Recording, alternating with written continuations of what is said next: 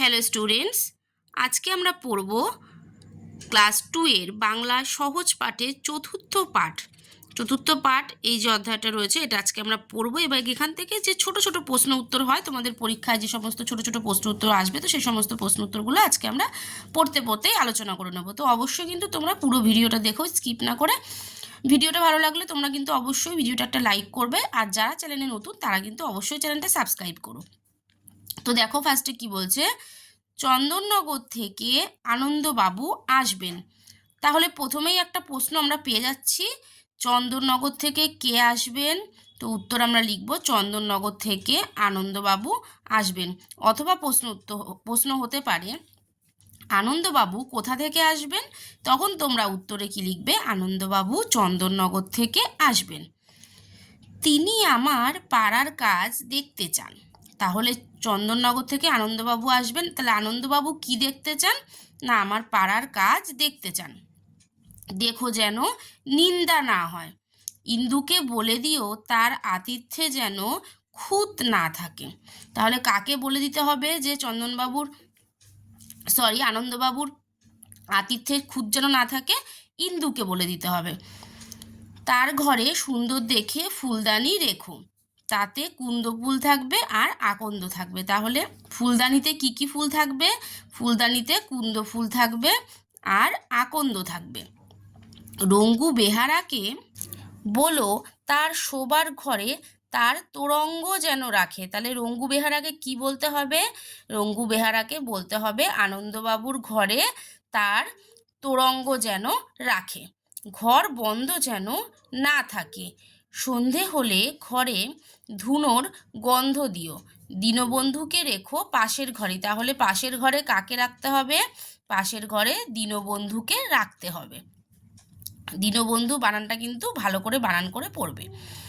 তারপর বলছে তাদের সঙ্গে সিন্ধুবাবু আসবেন, তাকে অন্য ঘরে রাখতে হবে। তাদের সঙ্গে তাহলে কে আসবেন? আনন্দবাবুর সঙ্গে। আনন্দবাবুর সঙ্গে কে আসবেন? উত্তর হবে আনন্দবাবুর সঙ্গে সিন্ধুবাবু আসবেন। সিন্ধু বানান পড়বে, দন্তের নয় ধয় রসু, দন্তের নয় ধ যুক্ত অক্ষর তোমরা একটু একটু করে কিন্তু পড়ার চেষ্টা করবে। তারপর বলছে বিন্দুকে বলে মালাচন্দন তৈরি রাখা চাই। তাহলে প্রশ্ন হবে বিন্দুকে বলে কি তৈরি রাখতে হবে? বিন্দুকে বলে মালাচন্দন তৈরি রাখতে হবে। বন্দে মাতারাম গান নন্দী জানে তো, সেই অন্ধ গায়ককেও ডেকে এনো, সে তো মন্দ গায় না। তাহলে নন্দী কি জানে? নন্দী বন্দে মাতারম গান জানে।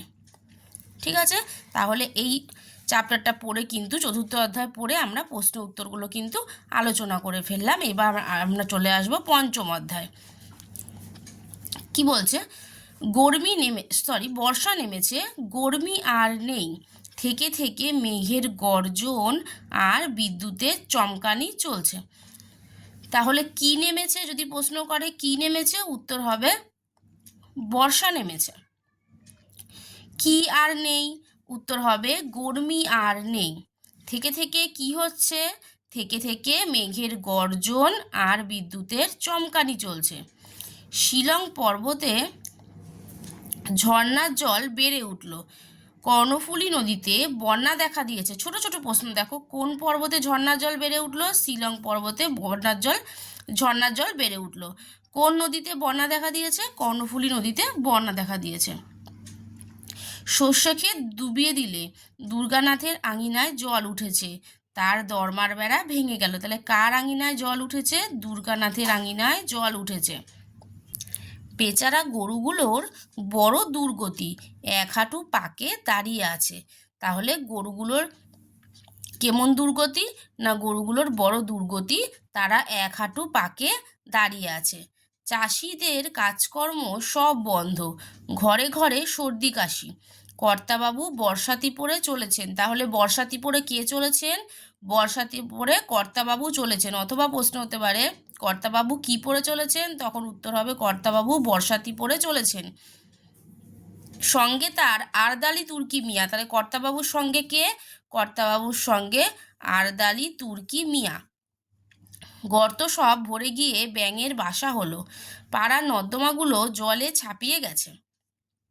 তাহলে আমরা দুটো অধ্যায় কিন্তু আজকে এই ভিডিওতে পড়ে নিলাম। পরের ভিডিওতে আমরা এই যে ওইখানে আমার পুকুর পাড়ে এই কবিতাটা সুন্দর করে পড়বো, আর এখান থেকে কী কী ছোট্ট ছোট্ট প্রশ্ন হতে পারে সেগুলো আলোচনা করব। তোমরা অবশ্যই কিন্তু ভিডিওটা একটা লাইক করে দিও। দেখা হচ্ছে পরের ভিডিওতে। আজকের মতো এই পর্যন্তই।